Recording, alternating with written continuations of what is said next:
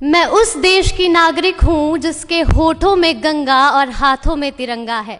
वो देश जो कभी सत्यम शिवम सुंदरम, कभी वंदे मातरम और कभी पंजाब सिंध गुजरात मराठा द्रविड़ उत्कल बंगा है। मैं उस देश की नागरिक हूँ जो हर ठुकराए हुए की शरण स्थली बन जाता है और 7 समंदर पार परदेसियों को भी अपने ब्रदर एंड सिस्टर कहकर बुलाता है। यही प्रेम की पूज्य भूमि भारतवर्ष कहलाता है, भारतवर्ष कहलाता है। नमस्कार, मैं दीक्षा ठाकुर नेहरू युवा केंद्र कुल्लू से देवभूमि हिमाचल प्रदेश का प्रतिनिधित्व करते हुए बात करने जा रही हूँ महामना मदन मोहन मालवीय जी के बारे में। 1857 की क्रांति की सफलता के बाद भारतीय जनमानस निराश सा हो गया था।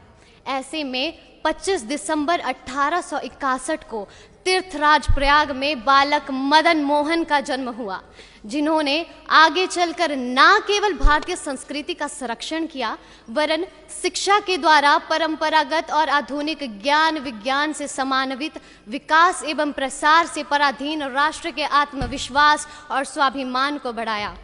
महामना की जीवन दृष्टि के 2 ही आधार थे, ईश्वर भक्ति और देशभक्ति। इन दोनों के उत्कृष्ट संश्लेषण, ईश्वर भक्ति का देशभक्ति में अवतरण और देशभक्ति की ईश्वर भक्ति में परिपक्वता महामना जी की जीवन दृष्टि का विशेष पक्ष था। महामना सच्चे अर्थों के तपस्वी थे। सात्विक तप के सारे पक्ष उनमें विद्यमान थे।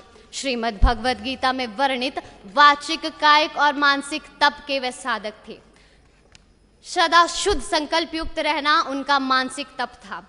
असत्य, अप्रिय और खोटे शब्दों का त्याग तथा सदा शुद्ध, प्रिय और मधुर वाणी का प्रयोग उनका वाचिक तप था। दूसरों की सहायता करना, समाज की सेवा करना और देश और जाति के लिए अपने शरीर पर होने वाले कष्टों की परवाह ना करना उनका शारीरिक तप था। महामना प्रखर राष्ट्रवादी और उच्च कोटि के देशभक्त थे। वे जाति, भाषा, संप्रदाय और क्षेत्र के आधार पर भारतीयों के मध्य बढ़ते दुराव को समाप्त कर देश को एक शक्तिशाली राष्ट्र और संप्रभु देश के रूप में देखना चाहते थे। अपने इन्हीं सपनों को साकार रूप देने के लिए और शिक्षा के व्यापक प्रचार प्रसार के लिए महामना ने काशी में हिंदू विश्वविद्यालय की स्थापना की। इस विश्वविद्यालय की स्थापना से महामना की परिकल्पना ऐसे विद्यार्थियों को शिक्षा प्रदान कर देश की सेवा के लिए तैयार करने की थी जो आगे चलकर देश के मस्तक को गौरव से ऊंचा उठा सके। तो आइए आज हम सब भी ये प्रण लेते हैं कि हम आगे चलकर हर वो संभव कार्य करेंगे जिससे हमारे देश का मस्तक गौरव से ऊंचा हो सके। जय हिंद, जय भारत।